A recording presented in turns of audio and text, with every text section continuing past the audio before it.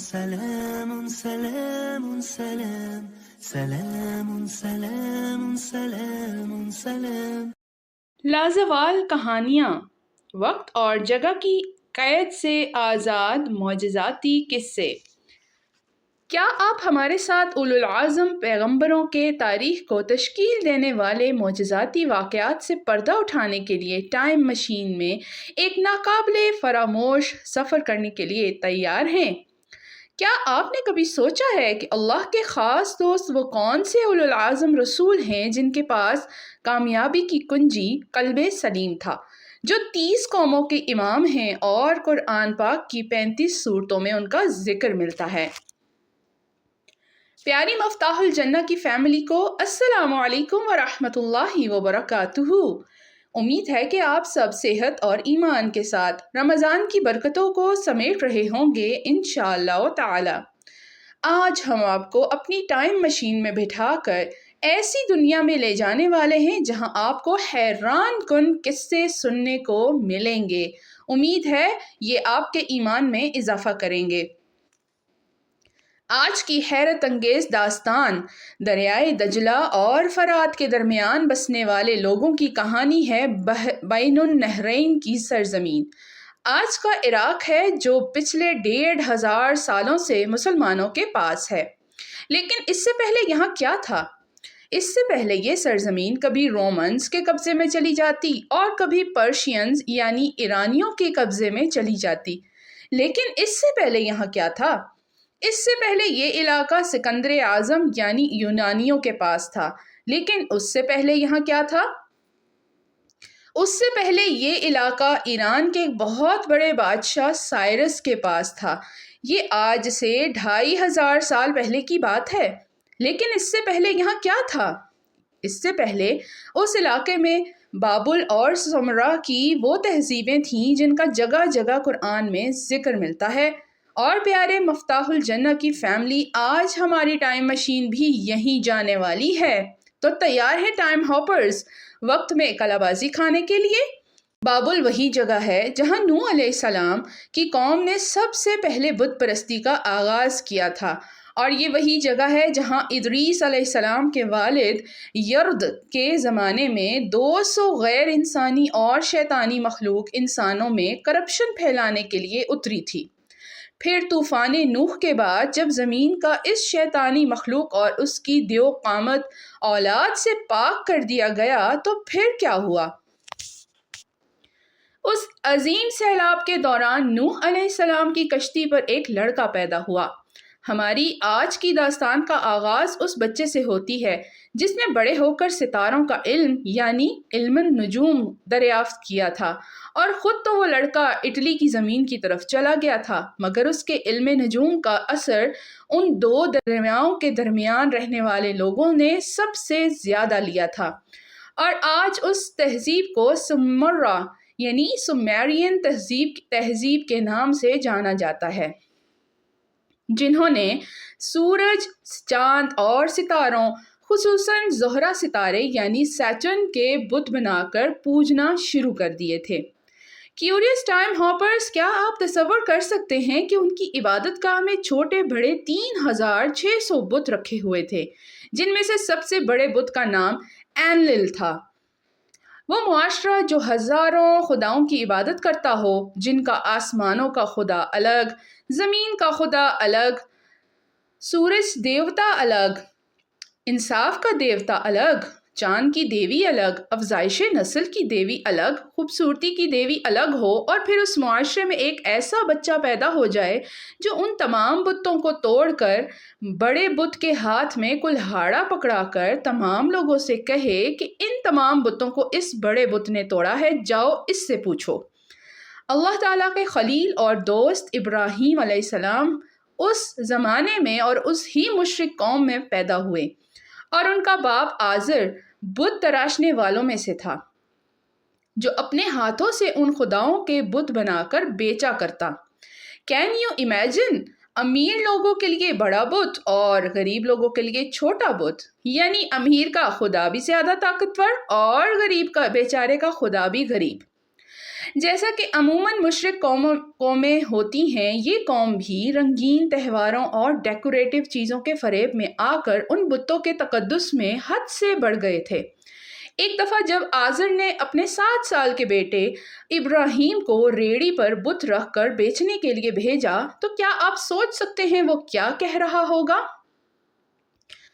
کون خریدے گا اسے جو نہ کسی کو فائدہ پہنچا سکتا ہے نہ نقصان دے سکتا ہے؟ سوچیں پھر ان کے والد آزر نے کیا کیا ہوگا۔ لیکن دیکھیں اس بچے کی فطرت اور روح کتنی سلیم اور شرک کے عیب سے پاک تھی کہ وہ کھانے کی چیزیں لے کر بت خانے میں پہنچ گیا اور بتوں سے پوچھنے لگا، تم کھاتے کیوں نہیں؟ کیوریس ٹائم ہاپرز تاریخ بتاتی ہے کہ سمرہ کے لوگ آرکیٹیکچر، ٹریڈ، سائنس، انوینشنز میں بہت ترقی یافتہ تھے اور وہ میتھمیٹکس میں ماہر تھے۔ اس دور میں بھی وہ 60 سیکنڈ کے منٹ اور 60 منٹ کے گھنٹے کا استعمال کر رہے تھے اور تجارت سے کافی مال کماتے تھے۔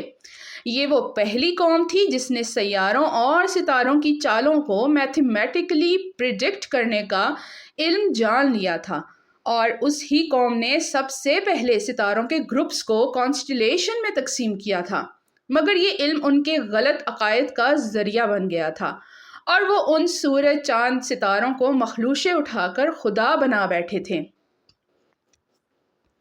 ان کا یہ ماننا کہ ان ستاروں کی چالوں کے ذریعے خدا ان کو اپنے ارادوں کے بارے میں آگاہ کرتا ہے، کھلا شرک تھا۔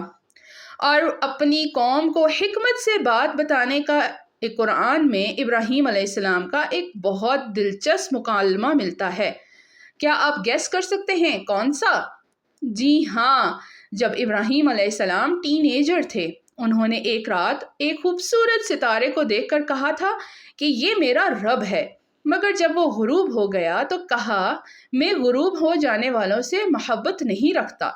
پھر چاند کو چمکتا ہوا دیکھا تو کہا یہ میرا رب ہے، لیکن جب وہ بھی غروب ہو گیا تو کہا اگر میرے رب نے مجھے ہدایت نہ دی تو میں گمراہ ہو جاؤں گا۔ اور پھر جب سورج کو طلوع ہوتے ہوئے دیکھا تو کہا یہ سب سے بڑا ہے، یہ میرا رب ہے۔ اور جب اس سے بھی غروب ہوتے ہوئے دیکھا تو کہا میں اس سب شرک سے بیزار ہوں اور اب میں اپنا رخ اس ہی کی طرف کرتا ہوں کہ جس نے آسمانوں اور زمینوں کو بنایا ہے۔ مفتاح الجنہ کے بریلینٹ ٹائم ہاپرز، کیا آپ کو معلوم ہے کہ جب ابراہیم علیہ السلام کی قوم کے تمام لوگ رنگین تہوار منانے شہر سے باہر گئے ہوئے تھے اور ان کے شرک سے بیزار سابراہیم علیہ السلام نے ان کے ساتھ جانے سے بہانے سے منع کر کے پیچھے کیا کیا تھا؟ انہوں نے بہادری کے ساتھ سب چھوٹے بتوں کو کلہاڑا مار کر توڑ دیا اور پھر اس کلہاڑی کو بڑے بت کے اوپر رکھ دیا۔ جب سب لوگ واپس آئے اور یہ صورتحال دیکھی تو پوچھا ابراہیم یہ تم نے کیا ہے؟ جس پر ابراہیم علیہ السلام نے، جو اس وقت کم عمر نوجوان تھے، انتہائی کانفیڈنس سے کہا کہ یہ اس بڑے بت نے کیا ہے، اس لیے تم اس سے پوچھ لو۔ اس پر ان کی قوم دل میں تو شرمندہ ہوئی، مگر شرک وہ دل کی بیماری ہے جو دلوں کو سخت کر دیتی ہے۔ قوم کے لوگوں اور ابراہیم علیہ السلام کے والد آزر نے اس حق پرست کو آگ میں پھینکنے کا فیصلہ کیا اور ایک عظیم آگ روشن کی جس میں کیٹاپلٹ سے ابراہیم علیہ السلام کو پھینکا گیا۔ پھر کیا خیال ہے دوستو، اللہ نے اپنے خلیل کو کیسے بچایا ہوگا؟ حسبنا اللہ و نعم الوکیل پڑھتے ہوئے بے خوف ابراہیم آگ میں کود گئے اور رب کائنات ذوالجلال والاکرام نے آگ کو حکم دے دیا ٹھنڈی ہو جا اور ابراہیم کے لیے سلامتی کی چیز بن جا۔ اس معجزے کا ذکر سورۃ الانبیاء میں ملتا ہے اور حضرت علی بن ابی طالب فرماتے ہیں کہ اگر آگ کو سلامتی کا حکم نہ دیا جاتا تو وہ اتنی ٹھنڈی ہو جاتی کہ پھر ابراہیم علیہ السلام کو اس کی ٹھنڈک سے تکلیف پہنچتی۔ سبحان اللہ۔ تو پیارے ساتھیوں، پھر کیا خیال ہے، ابراہیم علیہ السلام کے کیا بہادر تھے؟ جی ہاں، یہ اللہ تعالیٰ کی محبت تھی جو اس وقت بہادری میں تبدیل ہو گئی تھی۔ ابراہیم علیہ السلام کے آگ سے سلامتی کے ساتھ باہر نکل آنے کے بعد قرآن پاک میں ان کا ایک اور مکالمہ سورۃ البقرہ 258 آیت میں ایک بے نام بادشاہ کے ساتھ ملتا ہے جو بہت ہی زیادہ انٹرسٹنگ ہے۔ کیا تم نے اس شخص کو نہیں دیکھا جس نے ابراہیم سے بحث کی تھی اس وجہ سے کہ اللہ نے اسے بادشاہی دی ہوئی تھی؟ جب ابراہیم نے کہا کہ میرا رب تو وہ ہے جو زندہ کرتا ہے اور مارتا ہے، تو اس نے کہا میں بھی زندہ کرتا اور مارتا ہوں۔ ابراہیم نے کہا کہ اللہ سورج کو مشرق سے نکالتا ہے تو اسے مغرب سے نکال کر دکھا، تو وہ کافر مبہوت ہو کر رہ گیا اور اللہ ظالموں کو ہدایت نہیں دیتا۔ یہ وہ آیات تھیں جس میں اس مکالمے کا ذکر کیا گیا ہے۔ تفاسیر میں اس بے نام بادشاہ کا لقب نمرود ملتا ہے جو بین النہرین میسوپوٹیمیا کے علاقے کا بادشاہ تھا۔ اس کے متعلق تاریخ میں بڑا دلچسپ واقعہ ملتا ہے کہ ایک روز اس نے آسمان پر کالے بادلوں کو ایک خاص شکل میں دیکھا جو اس کو اتنی پسند آئی کہ اس نے اپنے درباریوں کو حکم دے کر وہ شیپ سونے کی دھات سے بنوا کر اس پر قیمتی پتھر جڑے اور اس کو اپنے سر پر پہنا، اور یوں وہ اس دنیا کا پہلا بادشاہ تھا جس نے سر پر تاج پہنا۔ خود کو مشرق سے مغرب تک کائنات کا بادشاہ کہلوانے والے اس متکبر ان شخص سے ابراہیم علیہ السلام کا مکالمہ اس وقت ہوا تھا جب پوری سلطنت میں قحط پڑ گیا تھا اور لوگ خشک سالی کی وجہ سے بادشاہ سے اناج لینے کے لیے گئے تھے، اور ابراہیم علیہ السلام بھی وہیں تھے۔ جب ابراہیم علیہ السلام نے رب کے زندگی اور موت دینے کی بات کی تو نمرود نے اسی وقت 2 قیدی جن کو موت کی سزا سنائی جا چکی تھی کو بلوایا اور ان میں سے ایک کو موت کی سزا دے دی اور دوسرے کو زندہ چھوڑ دیا اور کہا دیکھو میں بھی زندگی اور موت دیتا ہوں، جس پر خلیل اللہ ابراہیم علیہ السلام نے اس کو کہا کہ میرا رب تو مشرق سے روز سورج کو نکلنے کا حکم دیتا ہے، تم مغرب سے نکال کر دکھا دو۔ کیا شان ہے! اس بادشاہ کو 3 بار حق کا پیغام اسی طرح واضح الفاظ میں ملنے کے باوجود وہ کفر ہی پر جمع رہا۔ پیارے ساتھیوں، کیا آپ نے کبھی سوچا ہے کہ قرآن پاک میں اس بادشاہ کا نام تک کیوں نہیں آیا؟ حتیٰ کہ آج ہزاروں سال بعد کسی کو اس بادشاہ کا اصل نام نہیں معلوم، اور نہ ہی میسوپوٹیمیا کی مشرق تہذیب کے کوئی آثار موجود ہیں۔ آخر ہوا کیا تھا؟ تفسیر ابن کثیر میں اس قوم کے صفحۂ ہستی سے مٹ جانے کی وجہ ملتی ہے جو یہ ہے: نمرود اور اس کی قوم پر مچھروں کا ایک دروازہ کھول دیا گیا تھا اور وہ ان پر اس کثرت سے آئے کہ انہیں سورج بھی نظر نہ آتا تھا، اور تھوڑی ہی دیر میں وہ ان کا خون، گوشت، پوست سب کچھ کھا گئے۔ انہی مچھروں میں سے ایک نمرود بادشاہ کے نتھنے یعنی نوسٹرل میں گھس گیا، جس کی وجہ سے اس کی موت سسک سسک کر اور رینگ رینگ کر ہوئی اور وہ دیواروں پر اپنا سر ٹکراتا مر گیا۔ تو زندگی اور موت پھر کس کے ہاتھ میں ہے؟ اور وہ سب متکبرین نے فنا ہونا ہے سوائے اللہ کی ذات کے جو الاول الآخر ہے۔ اللہ جل جلالہ سے انتہائی محبت کرنے والے ابراہیم علیہ السلام کی آزمائشیں بھی بے انتہا تھیں۔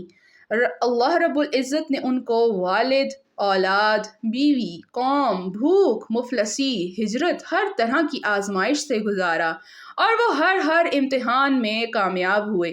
تبھی تو اللہ تعالیٰ نے ان کا ذکر آنے والی 30 قوموں کے امام کے طور پر دنیا میں بھی باقی رکھا، اور 35 صورتوں میں ان کا ذکر قیامت تک مسلمانوں کے لیے سکسیس کا معیار رہے گا۔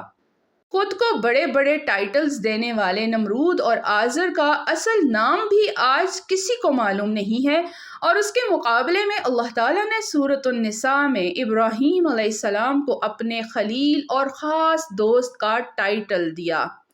مفتاح الجنہ کے کیوریس ٹائم ہاپرز، آج کی داستان بس یہیں تک، اور اب ہم انشاءاللہ ابراہیم علیہ السلام سے دوبارہ ملیں گے معراج کے معجزاتی سفر پر، جب احسن الخلق رحمت للعالمین نبی کریم مصطفیٰ محمد مصطفیٰ صلی اللہ علیہ وآلہ وسلم اللہ کے اس دوست کو 7ویں آسمان پر بیت المعمور سے ٹیک لگائے دیکھیں گے، ایک ایسے درخت کے نیچے جس کے پتے انتہائی خوبصورت چراغوں جیسے ہیں۔